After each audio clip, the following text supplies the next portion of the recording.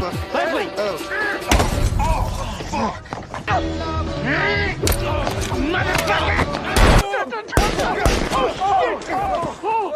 I believe I can touch the sky. Film diawali dengan menunjukkan kerusuhan yang ada di sebuah penjara dan diketahui bahwa salah satu napi paling berbahaya dan dicari di seluruh dunia telah berhasil lolos dari sana. Yang padahal penjara itu adalah penjara dengan keamanan paling ketat di dunia dan napi itu adalah Chow. Kemudian Sin menunjukkan Alan yang baru saja membeli seekor jerapah dan ketika Alan ingin membawanya pulang, tiba-tiba ayah Alan yang seorang miliarder pun menasihati Alan agar dapat lebih bertindak dewasa. Namun dikarenakan memang Alan yang memiliki penyakit mental pun malah membuat ayahnya semakin stres dan sangat disayangkan ayah Alan tewas akibat serangan jantung yang menyerangnya.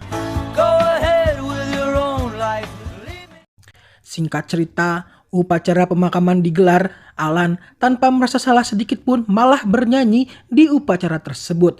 Dan upacara ini juga dihadiri oleh sahabat-sahabat Alan.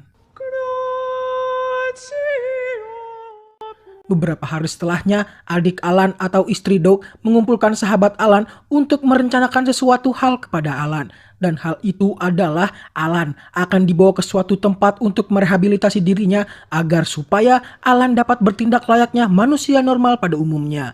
Namun tentu saja jika Alan dikirim pergi sendirian ke sana, Alan akan merasa curiga. Maka dari itu Stu, Phil, dan Doug ditugaskan untuk ikut bersama Alan. Stu yang memiliki trauma kepada sikap Alan pada film sebelumnya awalnya enggan ikut bersama mereka. Namun Doug dan Phil pun berhasil membujuk Stu agar ikut bersama mereka demi kebaikan sahabatnya yaitu Alan. Singkat cerita, rekan, keluarga, dan sahabat Alan telah berkumpul di rumah Alan. Alan yang baru pulang mancing seketika kaget melihat kehadiran mereka. Phil pun segera memberitahu maksud kehadirannya. Dan seluruh orang di sana pun membujuk Alan agar mau ikut bersama Phil, Stu, dan Doug. Melihat bahwa dirinya merasa dihargai dan dicintai oleh semua orang yang ada di sana, Alan pun terharu dan tak dapat menahan tangisnya.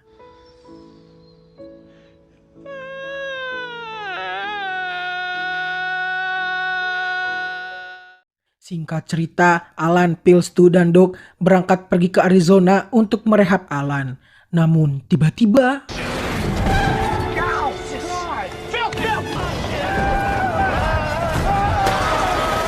mereka ditangkap oleh segerombolan mafia yang dipimpin oleh pria bernama Marshall.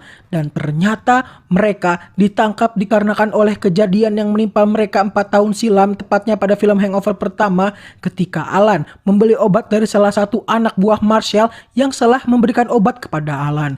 Dan karena hal itulah Alan dan kawan-kawannya bertemu dengan pria bernama Chow. Chow ternyata telah mencuri emas senilai $21 juta dari Marshall. Marshall telah mencari Chow ke seluruh penjuru dunia hingga akhirnya Chow berhasil ditangkap pada film Hangover 2. Dan ketika di penjara, Marshall berusaha berdamai kepada Chow dan meminta emasnya dikembalikan. Namun Chow enggan berdamai dan menutup segala komunikasi terhadap Marshall. Dan satu-satunya orang yang dapat berkomunikasi dengan Chow adalah Alan. Selama ini Alan masih sering bertukar pesan dengan Chow. Sehingga itu membuat Marshall memanfaatkan kedekatan Alan dan Chow agar dirinya dapat merebut kembali emas miliknya. Alan, Stu, dan Phil ditugaskan untuk segera menangkap Chow dan membawanya ke Marshall. Sedangkan Doug akan menjadikan jaminan agar mereka mau menjalankan tugas mereka. Singkat cerita, Alan, Stu, dan Phil tengah berada di sebuah pom bensin dan ternyata Alan telah mendapatkan email dari Chow bahwa Chow kini telah bebas dan ingin segera bertemu dengannya. Phil yang mengetahui hal tersebut segera menyusun rencana agar mereka dapat menangkap Chow. Phil memerintahkan Stu untuk membeli sebuah obat bius dengan memanfaatkan lisensi dirinya sebagai dokter gigi. Dan ketika Stu telah berhasil membeli obat biusnya, Chow kembali mengirimkan email kepada Alan bahwa ia ingin bertemu dengan Alan di daerah Tijuana yang tepatnya ada di Meksiko. Tanpa ragu, mereka segera pergi ke sana. Someplace where we can sneak up on them. That insane theory is the only reason I'm still alive? Yes! Alan ditugaskan untuk memancing Chow datang, sedangkan Stu dan Phil menunggu di mobil. Dan tak selang lama, Chow akhirnya datang. Chow merasa bahwa Alan adalah satu-satunya orang yang dapat ia percayai saat ini. Namun di saat yang sama, Chow melihat keberadaan Stu dan Phil dari kejauhan. Chow segera menghampiri mereka dan menimpuk mobil mereka dengan sebuah batu. Miss me? So much. Phil berbohong kepada Chow bahwa mereka menemui Chow karena mereka merindukan kebersamaan mereka bersama Chow. Chow pun percaya dan akhirnya mereka pergi ke sebuah bar. Di bar, ketika Chow sedang bernyanyi di atas panggung, Stu menuangkan obat bius ke minuman Chow. Dan setelah Chow selesai bernyanyi, mereka akan bersulang merayakan kebebasan Chow. Namun Chow yang memiliki insting yang sangat kuat pun menyadari bahwa minumannya telah diberikan obat bius. Phil pun akhirnya meminta maaf dan berkata jujur bahwa mereka ditugaskan oleh Marshall untuk menangkap Chow. We're sorry. We didn't know what else to do. Chow akhirnya menceritakan semuanya. Mereka pergi ke tempat tinggal Chow. Chow bercerita bahwa emasnya disimpan di salah satu rumah bekas dirinya yang kini telah dijual. Mereka pun berencana mengambil emasnya. Dan di saat yang sama, Alan tanpa sengaja menduduki kandang ayam milik Chow dan terjadilah kekacauan di sana.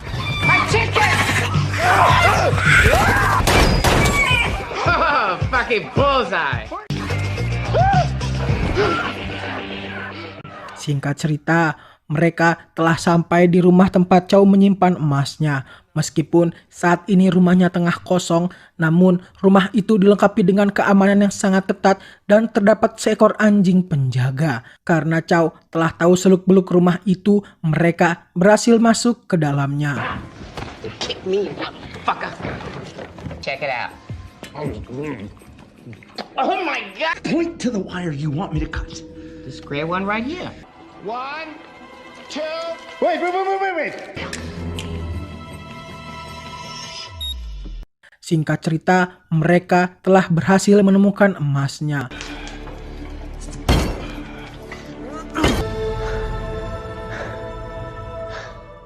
Namun tiba-tiba Chow mengunci mereka bertiga di bawah tanah dan pergi meninggalkan mereka dengan mencuri mobil milik Phil, dan juga Chow dengan sengaja membuat alarm keamanan rumah itu berbunyi sehingga para polisi kini tengah menuju ke sana.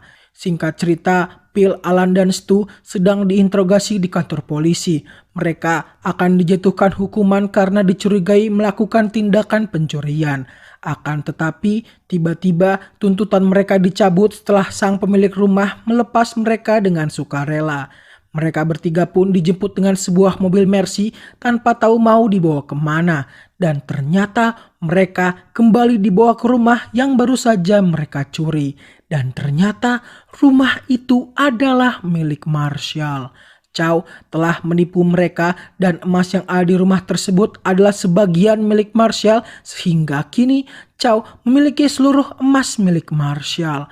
Marshall masih berbaik hati memberikan mereka satu kesempatan lagi untuk menangkap Chow. Namun jika mereka kali ini tidak berhasil menangkap Chow, maka nyawa Douglah yang dalam bahaya. He's right. No.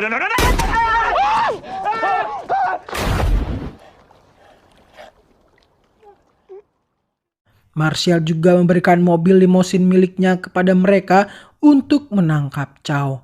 Kini Phil, Stu, dan Alan sedang bingung bagaimana cara mencari keberadaan Chow. Dan handphone milik Phil juga ada di mobil yang dicuri oleh Chow.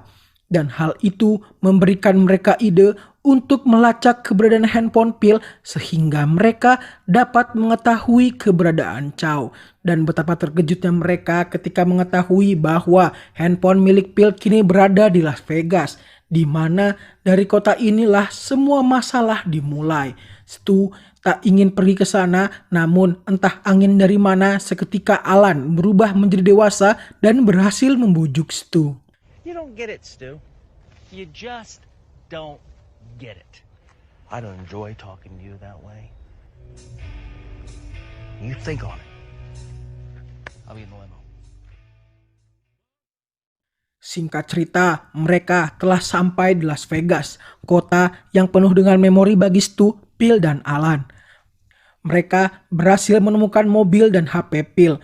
Mereka berusaha mencari clue yang ada di sana, hingga Phil sadar bahwa mobilnya terparkir tepat di depan sebuah toko gadai, sehingga mereka memutuskan untuk bertanya ke penjaga toko di sana apakah ada orang Asia yang pergi ke tokonya. Penjaga toko ini bernama Cassandra dan ia memiliki kesamaan sifat dengan Alan. Terbukti dengan Cassandra hanya menjawab pertanyaan dari Alan. Dan benar bahwa Chow pergi ke tokonya untuk menggadaikan emasnya untuk dirinya habiskan berpesta bersama wanita-wanita penghibur. Cassandra memberikan sebuah kartu nama mucikari kepada Alan. Stu pun segera menelpon nomor yang ada di kartu nama, namun pihak mucikari enggan memberitahu siapa pelanggan yang memesan jasa wanita darinya. Phil tidak kehabisan akal, ia teringat dengan seorang gadis penghibur bernama Jet yang sempat dinikahi oleh Stu pada film Hangover pertama. Singkat cerita, mereka telah sampai di rumah Jet. Jet telah menikah dengan seorang dokter ahli bedah dan anak Jet yang ditemukan oleh Phil, Alan, dan Stu telah beranjak dewasa. Phil dan Stu bertanya perihal mucikari yang dulu Jet gabung bersamanya dan mereka meminta Jet untuk meminta info perihal siapa tamu yang memesan dan ada di mana ia sekarang. Sedangkan di sisi Alan, ia bermain dengan anak Jet dan Alan mengingat masa-masa ketika ia bermain dengan anak Jet dulu kala. Look,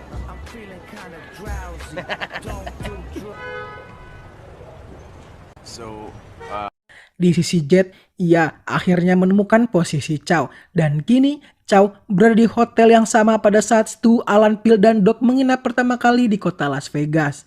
Mereka bertiga segera pergi dari sana, namun sebelum pergi, anak Jet memeluk Alan dengan sangat erat. Mereka menelpon Marshall bahwa mereka telah mengetahui keberadaan Chow dan meminta Marshall mengirimkan bantuan untuk menangkap Chow.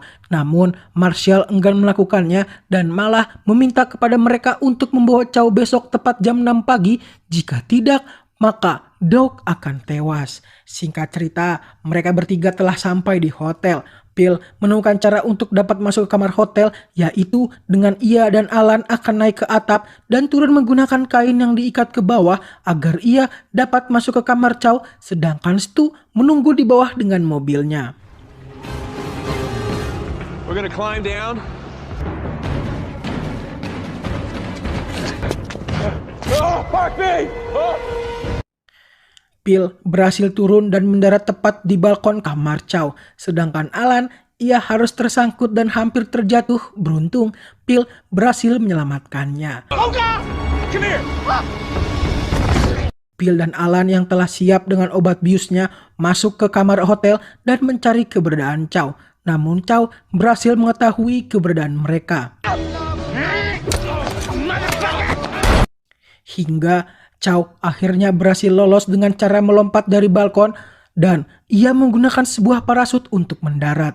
Stu yang melihat Chow segera mengikuti kemana Chow akan mendarat.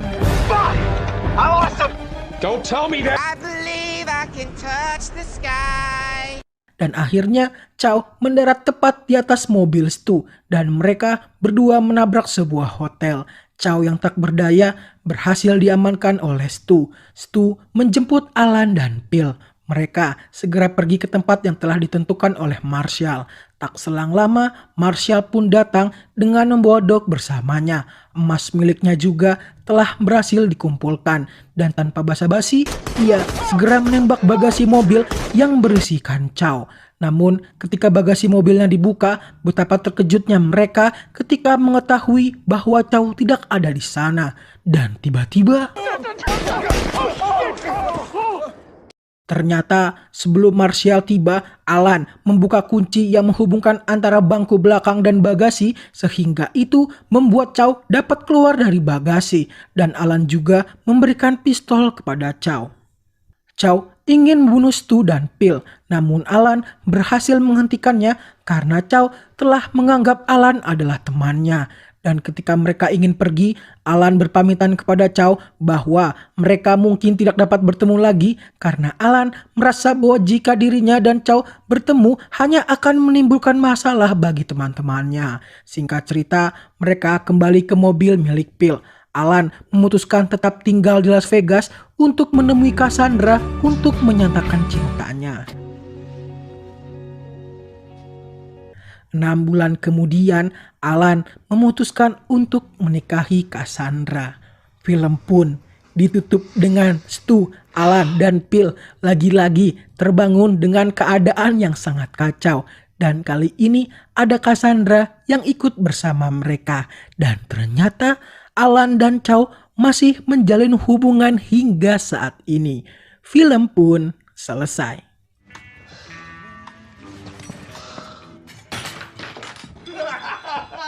Freak out, but you need to look down. Oh my God!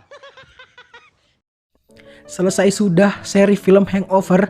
Film ini sangat lucu dan sangat seru, terutama melihat perjuangan Phil, Alan, dan Stu untuk keluar dari masalah yang terus-menerus mereka dapati. Pesan yang dapat diambil dari film ini adalah sahabat sejati akan selalu ada untuk kita dalam kondisi apapun dan seburuk apapun. Saya Mr. Han, pamit undur diri. Salam Hangover.